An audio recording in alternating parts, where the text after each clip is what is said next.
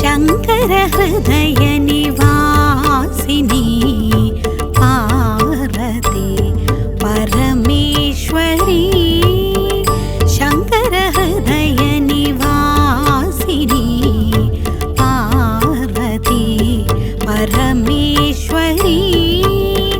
జగత్మాత దేవి బగళాముఖి. ఓం హ్రీం బగళాముఖి. సర్వదుష్టానాం వాచం ముఖం పదం స్తంభయ జిహ్వాంకేలయ బుద్ధిం వినాశయ హ్రీం ఓం స్వాహ. ఓం హ్రీం బగళాముఖి. సమస్త భక్తానాం సర్వాభీష్టం సాధయ సాధయ హ్రీం ఓం స్వాహ.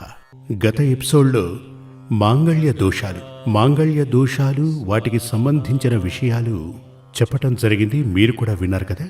ఇప్పుడు మాంగళ్య ధారణ తరువాత అంటే సపత్ని యోగం, పునర్వివాహ యోగం ఇటువంటివి జాతకంలో ఉంటే వాళ్లకు పెళ్లి చేసి తీరాలి కదా.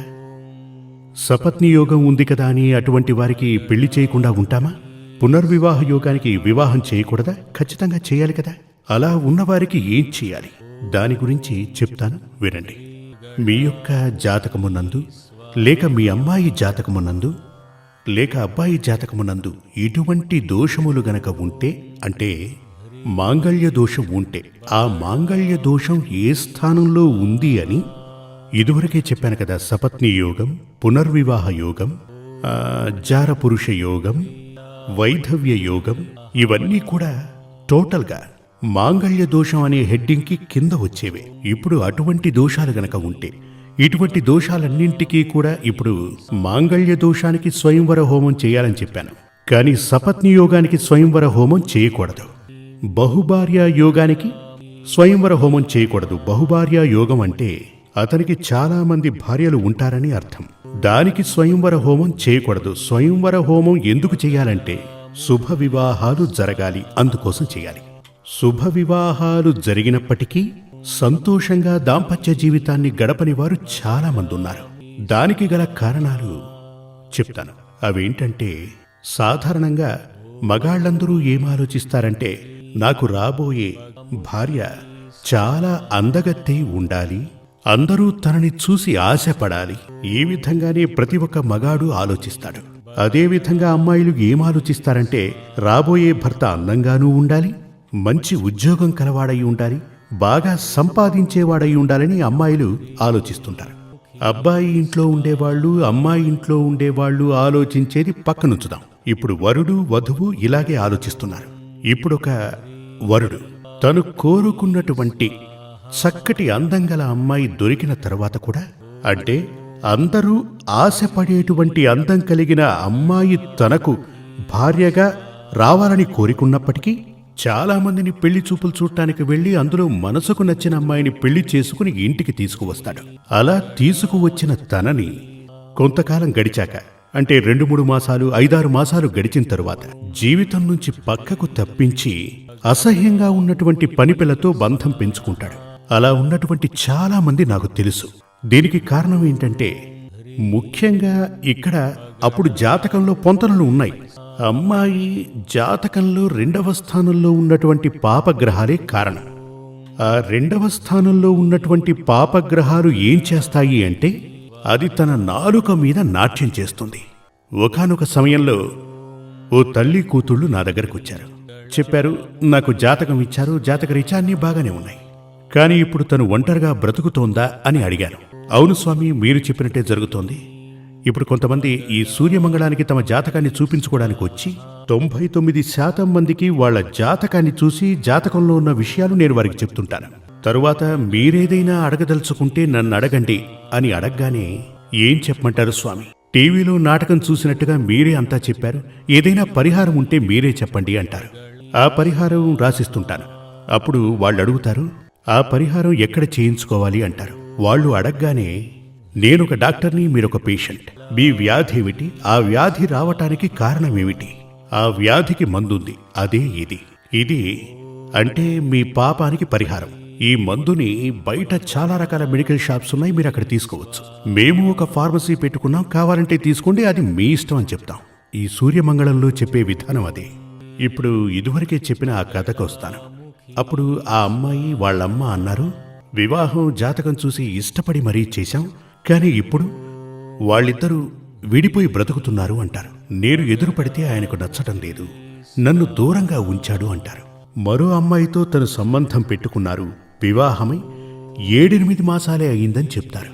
ఇలాగే చాలా మంది ఇక్కడికొచ్చి చెప్తూ ఉంటారు. దానికి కారణం ఏంటంటే ఆ స్త్రీ జాతకంలో 2వ స్థానంలో ఉన్న లగ్నంతో ఉన్న 2వ స్థానంలో ఉన్న పాపగ్రహాలే. 2వ స్థానంలో పాపగ్రహాలు, ముఖ్యంగా శని ఉన్నాడు అంటే వారు ప్రేమపూర్వకంగా మాట్లాడరు, దెబ్బలు తినేలా మాట్లాడతారు. అదే సమస్య. అంటే ఏంటంటే అమ్మాయి అందం అనేటువంటిది చెప్పబడినది పెళ్లి తరువాత తన మాట తీరే. ఎంత అందం కలిగిన భార్య అయినప్పటికీ తన మాట తీరులో చక్కదనం లేకపోతే తను మాట్లాడి అతని మనసు విరిచేస్తుంది. భర్త విరక్తిలో ఉంటాడు. విరక్తిలో ఉన్నప్పుడు ఏమవుతుంది? ఆ విరక్తి వల్ల తన భార్యని దూరంగా పెడుతూ ఉంటాడు. ఈ మాట తీరు ప్రశాంతంగా, వాళ్ళు నన్ను పరిహారం అడిగారు, నేను చెప్పాను. దీనికున్న పరిహారం ఒక్కటే, పరుషమైన మాట తీరు తగ్గించు, సమస్య తీరిపోయినట్టే. ముఖ్యంగా కోపం వచ్చినప్పుడు నువ్వు మాట్లాడకూడదు, నోరే తెరవకూడదు. నీకు ఎప్పుడు కోపం వచ్చినా ఆ సమయంలో పూజా గదికి వెళ్ళిపో, తలుపేసుకో. పూజ గది ఉంది అని చెప్పారు వాళ్ళ ఇంట్లో, అక్కడే ఉండిపో, సమస్యే ఉండదు. కోపం తగ్గాక మాట్లాడు, అదివో పద్ధతి. మరొకటి, 90% ఇళ్లలో అమ్మాయిని పెళ్లి చేసి పంపుతున్నప్పుడు తల్లి తన బిడ్డకు ఉపదేశం ఇస్తూ ఉంటారు. మీరు కూడా అలా చేసే ఉంటారు. చెప్పండి, విందాం, ఏం ఉపదేశం చేస్తారు? ఇదివరకటి రోజుల్లో పెద్దవాళ్ళు చెప్పారు, కుటుంబ గౌరవాన్ని కాపాడాలి, నువ్వక్కడ సంతోషంగా ఉండాలి, మన కుటుంబ గౌరవం మెట్టినింట్లో నువ్వు కాపాడాలి అని చెప్తారు. కానీ ఇప్పుడు అలా చెప్పట్లేదు. అబ్బాయిని గుప్పెట్లో పెట్టుకోమ్మా, ఇలా తనకు చెప్పి పంపుతుంటారు. అదే అసలు సమస్య. ఇక ఈ అమ్మాయి అక్కడికి వెళ్ళిన తర్వాత ఎలాగైనా తన భర్తని తన అధీనంలో ఉంచుకోవడానికి ప్రయత్నం చేస్తుంది. మగాళ్ళు 3 రకాలుగా ఉంటారు. ఒకరు విల్ పవర్ ఉన్నటువంటి వ్యక్తి. ఈ విల్ పవర్ ఉన్నటువంటి వ్యక్తిని మార్చలేం. అతను భార్యని తన స్థానంలో ఉంచుతాడు, తల్లిదండ్రుల్ని వాళ్ళ స్థానంలోనూ, సహోదరుల్ని వాళ్ళ స్థానంలో ఉంచుతాడు. అలా ఉన్నటువంటి వ్యక్తిని తను ఎంతగా ప్రయత్నం చేసినా తనని మార్చి తన దారిలోకి తీసుకురావడం కుదరదు, సమస్య మొదలవుతుంది. ఇంకొంతమంది మగాళ్ళుంటారు, భార్య ఏదైతే చెప్తుందో అదే తనకు వేదం. భార్య మాట విని అమ్మ, నాన్న, సహోదరులందరినీ పక్కకు పెడతాడు. తను ఏదైతే చెప్తుందో అదే. మరో విభాగం ఏంటి అంటే అమ్మా నాన్న చెప్పిందే వింటాడు, భార్యని పనిపిల్లలా భావించి చూస్తుంటాడు. ఈ 3 విధానాలు తప్పే. ఈ 3 విధానాలు ఉండకూడదు.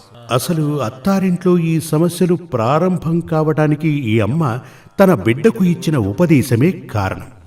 మీరు మీ అమ్మాయికి వివాహం చేసి పంపించి తను అక్కడ తన జీవితం సంతోషంగా గడపాలని కోరుకుంటే గనక భర్తని నీ చేతుల్లో ఉంచుకోవాలనే ఉపదేశాలు మానేసి అత్తామామల్ని నీ చేతిలో ఉంచుకొని చెప్పి చూడండి ఒకసారి. అప్పుడు చూడండి, సంతోషంగా జీవితం ఉంటుంది. ఎందుకంటే ఈవిడెళ్ళి అత్తని సంతోషంగా చూసుకుంటుంది, మామని సంతోషంగా చూసుకుంటుంది. ఇలా గనక ఉంటే ఏం జరుగుతుంది? ఉద్యోగం నుంచి వచ్చినటువంటి భర్త ఈ అమ్మాయి తన అమ్మా నాన్నలతో సంతోషంగా ఉండడం చూసి తను కూడా చాలా సంతోషపడతాడు. ఆహా, తను మా అమ్మా నాన్నల్ని చాలా సంతోషంగా చూసుకుంటుంది అనుకుంటాడు. ఆ విధంగా కాస్త ట్రెండ్ మార్చి చూడండి, మీ జీవితంలో సంతోషం ఉండి తీరుతుంది. సపత్నీ యోగం అది గనక మీ జీవితంలో ఉండి ఉంటే దానికి మీరు పరిహారం చేసుకోవాలి. బహుభార్యా యోగం అది ఉన్నా కూడా మీరు పరిహారం చేసుకోవాలి. పునర్వివాహ యోగం అది ఉన్నా కూడా మీరు పరిహారం చేసుకోవాలి. ఈ పునర్వివాహ యోగం అనేటువంటిది ఎటువంటిది అంటే గొడవలతో కూలిపోవటం. దీని కొరకు జాతకంలో పొంతనలు ఎలా చూడాలంటే ఉదాహరణ చెప్తాను. పునర్వివాహ యోగానికి పొంతనలు చూసి వివాహం చేసిన చాలా చోట్ల 100% పొంతనలు ఉన్నా పునర్వివాహ యోగం జరుగుతుంది. దానికి కారణం ఏంటంటే, నేనొకసారి ఓ ఆచార్యుణ్ణి అడిగాను. ఈ ఆచార్యుణ్ణి కొంతమంది భక్తులు తీసుకొచ్చారు. ఆయన కూడా జ్యోతిష్యం అవి తెలిసిన వ్యక్తే. అప్పుడు ఆయన అన్నారు, నేను పొంతనలు చూసే వీరి వివాహం జరిపించాను స్వామి, కానీ ఇప్పుడు వీరు ఇద్దరు విడిపోయే స్థితిలో ఉన్నారు. దానికి కారణమేంటో తెలియట్లేదు, వేరే ఏదైనా ఉందా, ప్రశ్న వేసి చూద్దామని ఇక్కడ దాకా వచ్చాను అన్నారు. నేను జాతకాన్ని చూశాను, రెండింటిలోనూ పునర్వివాహ యోగం ఉంది. పునర్వివాహ యోగం ఫలించాలంటే ముందుగా ఒక వివాహం జరిగి అది విడిపోయి తరువాత మరో వివాహం కదా జరిగి తీరాలి.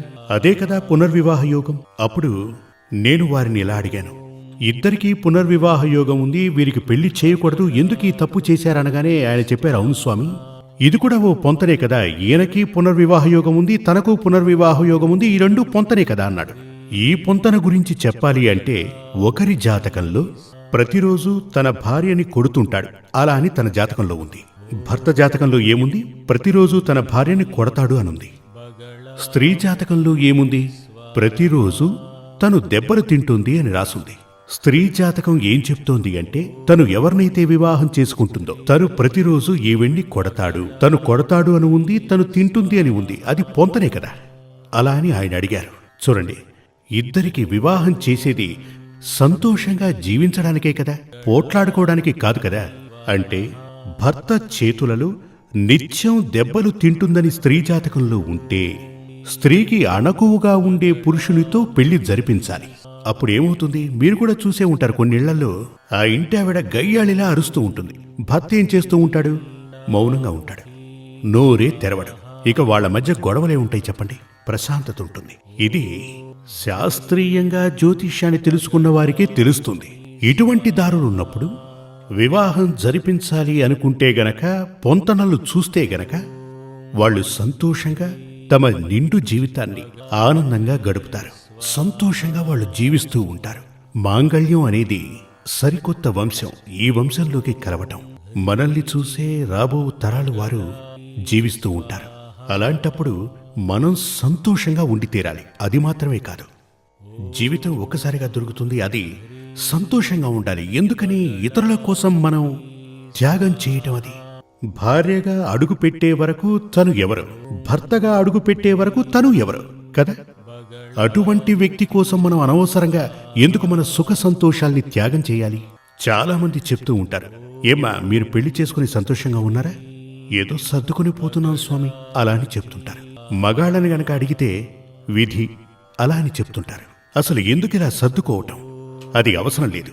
జీవితం సర్దుకుపోవటానికి కాదు, అసలు సర్దుకోవటమే ఉండకూడదు. సంతోషంగా జీవించాలి. దానికి ఏం కావాలి? వివాహానికి ముందే మంచి ఒక ఆచార్యుణ్ణి కలవండి. ఆయన మీకు మార్గదర్శనం చేస్తారు. ఒకవేళ వివాహం జరిగిపోతే దానికి కూడా పరిహారం ఉంది కదా. మీ జీవితంలో అసలు సంతోషమే లేదా, సుఖం లేదా? దానికి మీ జాతకాన్ని తీసుకుని మంచి ఆచార్యుణ్ణి కలవండి. ఆ సమస్య నుంచి మీకు సంపూర్ణంగా విముక్తి లభిస్తుంది, పరిహారం దొరుకుతుంది. జై జగన్మాత దేవి బగళాముఖి. నేను చెప్పేది వింటున్న మీ అందరికీ ఆ తల్లి అనుగ్రహం చేకూరాలి.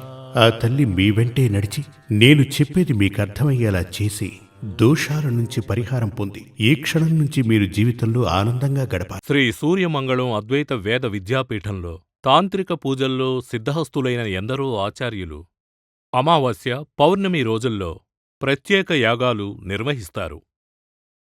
ఈ యాగాల్లో పాల్గొనడం ద్వారా తల్లి శ్రీ బగళాముఖీదేవి అనుగ్రహం వల్ల సర్వదోషాలూ పోయి సకల సౌభాగ్యాలు మనకు కలుగుతాయి.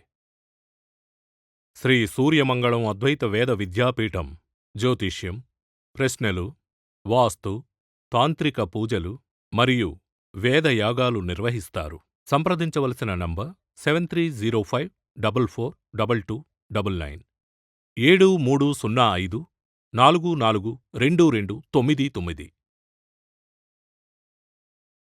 చెన్నై, కోయంబత్తూర్, బెంగళూరు, హైదరాబాద్, విజయవాడ, ఢిల్లీ, ముంబై, తిరునల్వేలి, టెక్సాస్.